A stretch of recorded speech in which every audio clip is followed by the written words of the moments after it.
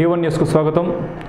ఈరోజు మన టాపిక్ లక్షద్వీపులు మోడీ పర్యటన. మనకి అసలు లక్షద్వీపులు అనేది ఏంటి మనం చూసుకోవాలంటే ఒక్కసారి మనము ఒక 2 వారాలు వెనక్కి వెళ్ళాలండి. జనవరి 4 ఈ సంవత్సరము జనవరి 4 మన భారతదేశంలోనే ఒక సువర్ణాక్షరాలతో లిఖించదగ్గ రోజు.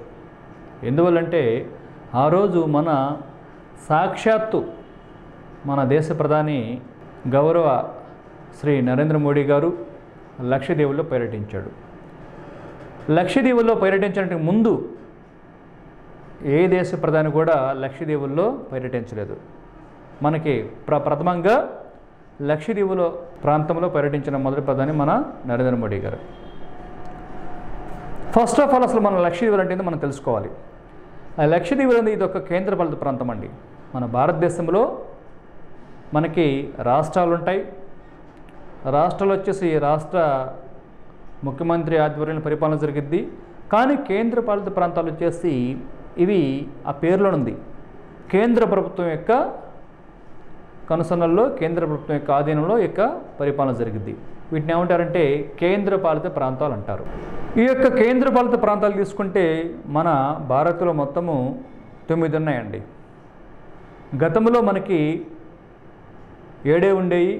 కానీ జమ్మూ కాశ్మీర్ రాష్ట్రాన్ని రద్దు చేసిన తర్వాత జమ్మూ లడాఖ్తో కలుపుకొని మనకి 9 అయిపోయినాయి. ఈ 9లో ఈ యొక్క లక్షద్వీపులు కూడా ఒక కేంద్రపాలిత ప్రాంతము. మనం చూసుకుంటే మన భారత్లో విస్తీర్ణ పరంగా అతిపెద్ద కేంద్రపాలిత ప్రాంతం వచ్చేసి అండమాన్ మరియు నికోబార్ దీవులు. అక్కడ 8250 చదరపు కిలోమీటర్లు అండమాన్ నికోబార్ దీవుల యొక్క విస్తీర్ణము. కానీ లక్షద్వీపులు తీసుకుంటే విస్తీర్ణ పరంగా కేంద్రపాలిత ప్రాంతాల్లోని అత్యంత చిన్న కేంద్రపాలిత ప్రాంతం విస్తీర్ణ పరంగా ఏదంటే మనకి ఈ యొక్క లక్షద్వీపులు కేవలం 32 చదరపు కిలోమీటర్లు. దీని యొక్క నేపథ్యం తీసుకుంటే ఈ కేంద్రపాలిత ప్రాంతాన్ని కేంద్ర ప్రభుత్వం వారు 1956 సంవత్సరంలో ఏర్పాటు చేశారు. ఇది ఏ రాష్ట్రానికి సమీపంలో ఉండిద్దంటే కేరళ రాష్ట్రానికి సమీపంలో ఉండిద్దండి ఈ యొక్క లక్షద్వీపుల కేంద్రపాలిత ప్రాంతం. ఇది అరేబియా సముద్రానికి దగ్గరలో ఉండిద్ది. దీని రాజధాని కవరత్తి. లక్షద్వీపులు అనే పదానికి మనం ప్రాథమిక అర్థం తెలుసుకుంటే లక్షద్వీపులు అంటే కొన్ని వేల దీవులని అర్థమండి. కానీ కొన్ని వేల దీవులు ఉన్నప్పటికి కూడా ఇందులో 36 దీవులు ప్రముఖంగా చెప్పుకోవచ్చు. ఈ 36 దీవుల్లో కూడా 3 దీవులు అత్యంత ప్రసిద్ధి చెందిన దీవులు. అక్కడ ఆ 3 దీవులు ఏంటంటే ఒకటి మినికాయ్ దీవి, రెండవది లక్కదీవి, మూడవది అమినస్ దీవి. ఈ 3 దీవులు అక్కడ చాలా ప్రసిద్ధి చెందినాయి. మరి యొక్క లక్షద్వీపుల యొక్క రాజధాని వచ్చేసి కవరత్తి. ఈ లక్షద్వీపులలో ఎయిర్పోర్ట్ ఉన్న ప్రాంతం వచ్చేసి అగబత్తి. మన భారత్లో టూరిజం పరంగా అంటే పర్యాటక రంగ పరంగా తీసుకుంటే కేంద్రపాలిత ప్రాంతాల్లో ఇప్పటివరకు మనకి అండమాన్ నికోబార్ దీవులు, రెండవది పుదుచ్చేరి, దీన్ని పూర్వంలో పాండిచ్చేరి అని పిలిచేవారు. ఈ పుదుచ్చేరి ఈ 2 మాత్రం ఎక్కువగా టూరిజం పరంగా మనకి మన భారత్లో ఎక్కువగా కేంద్రపాలిత ప్రాంతాల్లో మంచి ప్రాచుర్యంలో ఉండేవి. కానీ ఈ లెక్క లక్షద్వీపులకు అంతగా ప్రాచుర్యం ఉండేది కదండి. ఎందువల్ల ఏంటంటే దీనికున్న ఒక మైనస్ పాయింట్ ఏంటంటే ఈ యొక్క లక్షద్వీపులకి సమీపంలో అవతన ఒక పొరుగు దేశం ఉందండి. అదేంటంటే మాల్దీవులు. ఈ మాల్దీవుల రాజధాని పేరు ఏంటంటే మాలే. ఈ పొరుగున ఈ యొక్క లక్షద్వీపులకు సమీపంలో పొరుగు దేశం అంటే యొక్క మాల్దీవులో ఒక చిన్న దేశం ఉంది. అది టూరిజం పరంగా చాలా ప్రాముఖ్యత చెందింది. సో ఈ యొక్క సమీప ప్రాంత వాళ్ళు కేరళ వాళ్ళు కావచ్చు, ఈ యొక్క గోవా ఇటువంటి ప్రాంతాలందరూ కూడా ఎక్కువగా వాళ్ళు ఏం చేస్తుంటారంటే ఎక్కువగా మాల్దీవులకు వెళ్తూ ఉంటారు ఇక్కడ టూరిజం పరంగా. అందువల్ల దీనికి అంత ప్రాచుర్యం రాలేదు. కానీ ఎప్పుడైతే మన భారత ప్రధాని శ్రీ నరేంద్ర మోడీ గారు జనవరి 4 ఈ సంవత్సరంలో అక్కడ పర్యటించాడండి. పర్యటించి అక్కడ చాలాసేపు గడిపి అక్కడ లక్షద్వీపులోని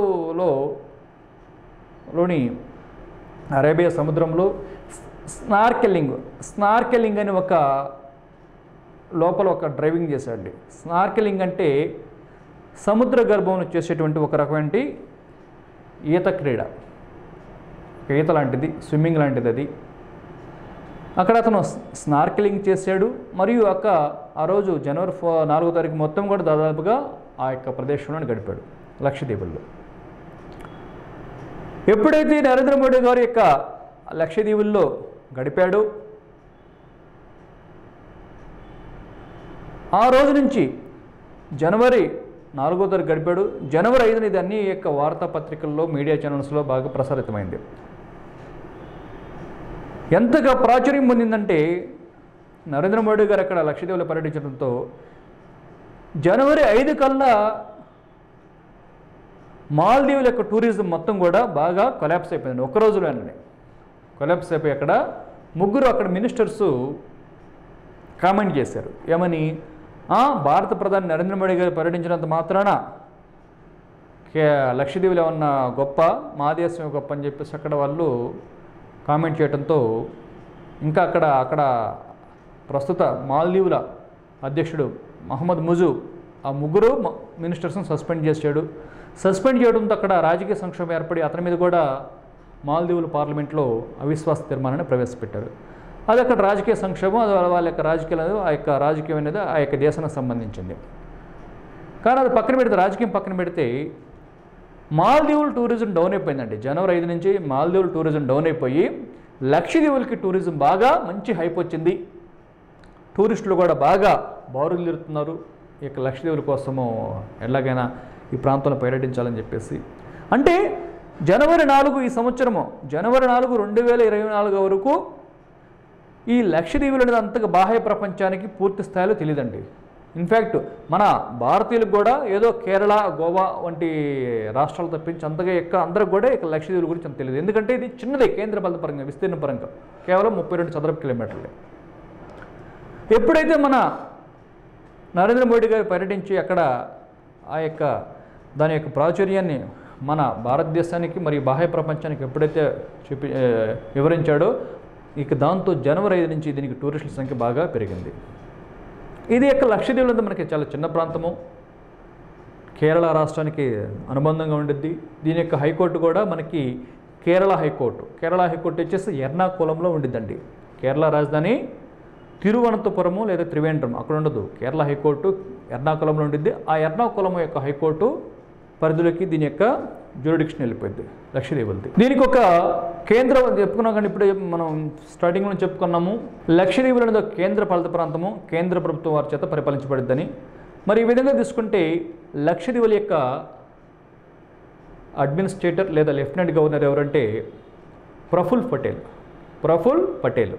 ప్రస్తుతం ఇతను కేంద్ర పాలిత ప్రాంతానికి, ఈ యొక్క లక్షద్వీపుల యొక్క కేంద్ర పాలిత ప్రాంతానికి లెఫ్టినెంట్ గవర్నర్గా వ్యవహరిస్తున్నారు. ఆ తర్వాత తీసుకుంటే ఈ యొక్క లక్షద్వీపుల్లో మరి ప్రముఖంగా మనకి ఏమి లభిస్తాయి అంటే మనకి తీసుకుంటే రకరకాల దీవులు ఉన్నాయండి. అక్కడ ఎక్కువగా అక్కడ మనకి తీసుకుంటే కోకోనట్టు,